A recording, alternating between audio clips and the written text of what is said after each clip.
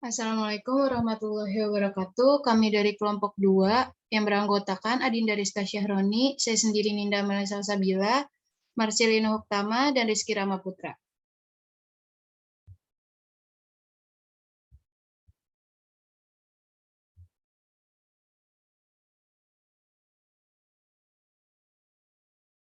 Kami akan mempresentasikan konsep biaya dan perilaku biaya. Pada slide pertama akan dibacakan oleh Adinda Rizka. Konsep biaya dan perilaku biaya. Konsep biaya adalah suatu sumber dari ekonomis yang berupa uang, sehingga kemungkinan terjadi dalam pencapaian tujuan suatu organisasi serta harga pokok dalam usaha untuk memperoleh suatu penghasilan. Perilaku biaya adalah suatu penjelasan terhadap suatu kegiatan perusahaan pada saat kegiatan tersebut harus membuktikan bahwa kegiatan tersebut mengalami naik atau turun pada kondisi operasional perusahaan. Next.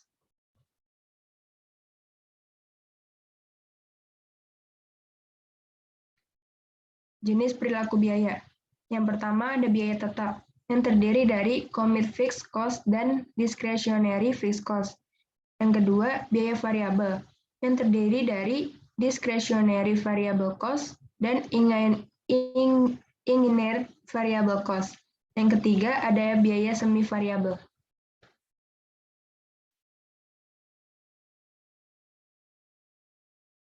Biaya tetap. Biaya tetap adalah suatu biaya yang memiliki jumlah keseluruhan dengan tetap, walaupun adanya suatu perubahan volume dari suatu kegiatan tertentu.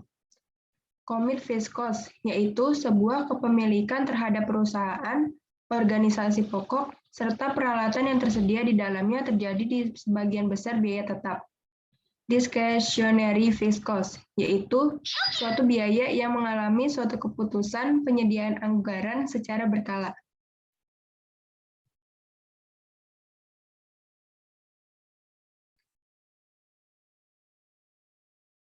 Biaya variabel. Biaya variabel adalah suatu biaya yang memiliki jumlah keseluruhan terhadap nilai yang dapat berubah, namun sebanding dengan adanya suatu perubahan volume dari kegiatan perusahaan. Yang pertama ada inherent variable cost, yaitu suatu biaya yang bersangkutan dengan hubungan fisik tertentu terhadap suatu penilaian kegiatan. Yang kedua, discretionary variable cost, yaitu suatu kebijakan antar pemasukan dan pengeluaran yang memiliki suatu hubungan yang begitu erat di dalamnya. Selanjutnya akan dibacakan oleh Ninda Malia. Biaya semi variabel. Biaya semi variabel adalah suatu biaya yang terdapat beberapa unsur, yaitu tetap dan variabel. Yang diperoleh biaya tetap tergolong sebagai jumlah biaya minimal untuk sebuah penyediaan jasa. Selain itu, biaya variabel pun akan mempengaruhi suatu perusahaan volume kegiatan.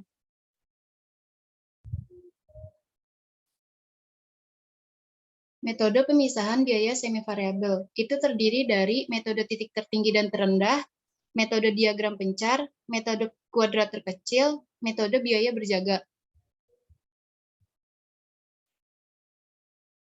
Yang pertama, metode titik tertinggi dan terendah merupakan metode yang sangat sederhana di antara metode-metode yang lainnya. Metode ini hanya butuh penghubung terhadap dua titik kegiatan dari yang paling rendah hingga yang paling tinggi, agar mendapatkan garis lurus biaya.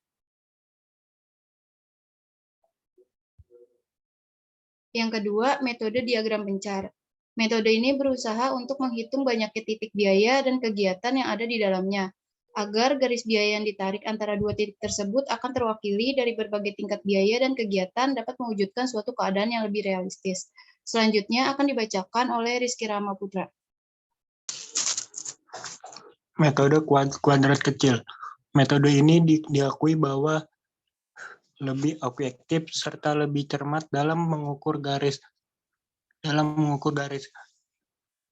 regresi dibandingkan dengan metode scatter graph, karena metode kuadrat kecil menggunakan pendekatan matematis untuk menentukan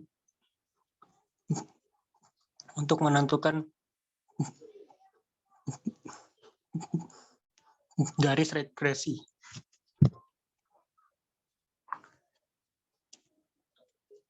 Metode biaya berjaga. Metode ini berusaha untuk menghitung suatu biaya yang harus dikeluarkan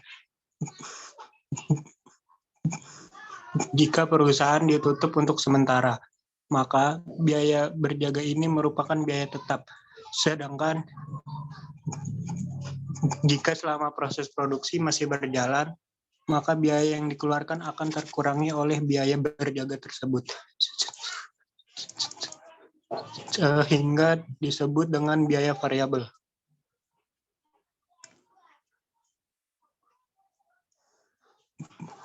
Berdasarkan penyediaan terhadap dua bagian pada biaya, yaitu yang pertama, flexible resource adalah sebuah sumber daya yang dihasilkan oleh perusahaan ketika sumber tersebut dibutuhkan. Yang kedua, commit resource adalah sebuah sumber daya yang dihasilkan oleh perusahaan menurut kontrak sebelum sumber tersebut dibutuhkan.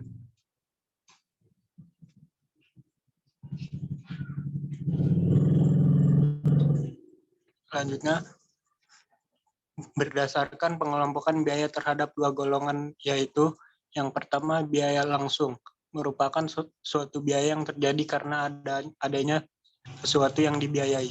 Yang kedua, biaya tidak langsung, merupakan suatu biaya yang terjadi bukan hanya karena sesuatu yang dibiayai.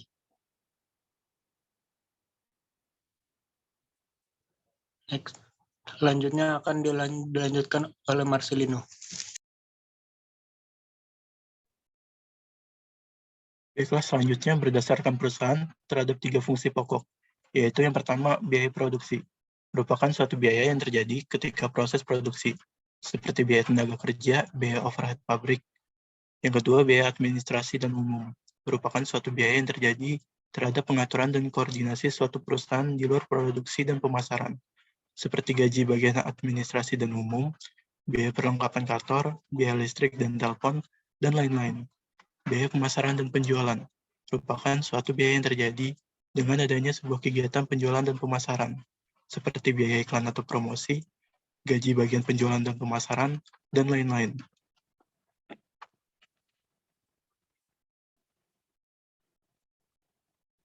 Lalu berdasarkan relevansi, yaitu biaya relevan atau relevant cost, merupakan semua jenis pada biaya terhadap karakter seperti TFC, TVC, TC, AFC, AVC, ATC, dan MC. Yang kedua, biaya irrelevant atau irrelevant cost, merupakan suatu jenis biaya yang telah diterbitkan oleh sebuah perusahaan, namun saja tidak relevan terhadap pengembalian keputusan dalam suatu bisnis. Kemudian berdasarkan periode dan waktu, yaitu biaya jangka pendek atau short run cost, merupakan suatu periode ketika adanya sebuah pengelompokan dari biaya tetap dan biaya variabel. Yang kedua, biaya jangka panjang atau long run cost, merupakan suatu periode ketika adanya keseluruhan dari biaya variabel. Semua biaya adalah variabel, tidak ada biaya tetap. Sekian dari kelompok kami, kurang lebihnya mohon maaf. Terima kasih.